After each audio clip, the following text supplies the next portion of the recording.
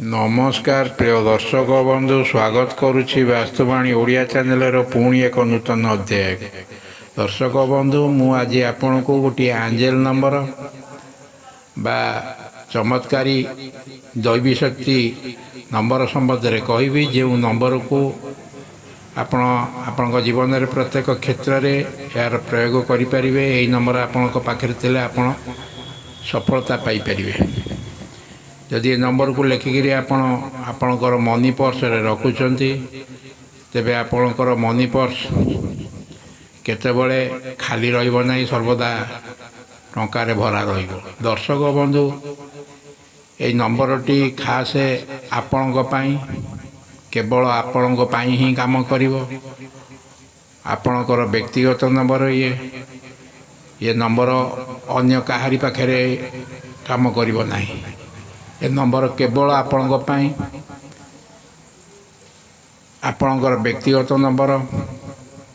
तेणु ये नंबरटी को आमे केमिति जानिबा किपरि प्रयोग करिया से संबंध में आगो आलोचना करिबा। ता पूर्व अनुरोध करी जदि आपण एपर्यंत भी चैनल टी को मोर सब्सक्राइब करना दयाकोरी चैनल टी को सब्सक्राइब कर दिंतु। पाखे बेल आइकन को क्लिक कर दिंतु। फल मैं अपलोड करथिबा यही शिक्षणीय वीडियोर नोटिफिकेशन आपड़ सर्वप्रथमे पाइपर। एवं वीडियोटी भल लगे लाइक शेयर कमेंट निश्चय करेंगे। दर्शक बंधु तेरे आपणकर यही व्यक्तिगत एंजेल नंबर को किपरि ये चमत्कारी दैवी नंबर को जानवे किपरि। दर्शक बंधु यही नंबरटी आपणकर जन्म तारीख रे लुचि रही। जो नंबर आपणकर जन्मरू मृत्यु पर्यंत ये नंबर आपण पाखे ही रही है, किंतु आपण यार ये नंबर को जानी ना, यार प्रयोग करना। तेणु यार सफलता संबंध में आपण अज्ञ अटंती। दर्शक बंधु आपणकर जन्म तारीख जो तारीख रे जन्म हेले जो मास जो मसीहा से संबंध में आप जानी। मनकर आपणकर जन्म तारीख बा जन्म तारीख जो जन्म हेले 21 तारीख जानुआरी मास 1962 मसीहा। तेबे आपण एंजेल नंबर टी है सर्वप्रथम वर्षटी को लिखे 1962। तापर जो जन्मग्रहण कले 21 तारीख, तापर मास है जानुआरी 01। मनकर आपणकर जन्म बा डेट ऑफ बर्थ है 10/4/1964, 10 तारीख एप्रिल मास 1964 मसीहा। तेबे आपणकर एंजेल नंबर टी हम के 1964। पाखक लिखे कौन ना डेट ऑफ माने जो डेट रे जन्मग्रहण कले 10, तापर 1/0, तापर लिखे मास 04। ये हूँ आपणकर एंजेल नंबर। या आपण एबे आपणकर एंजेल नंबर या व्यक्तिगत नंबर, व्यक्तिगत एंजेल नंबर।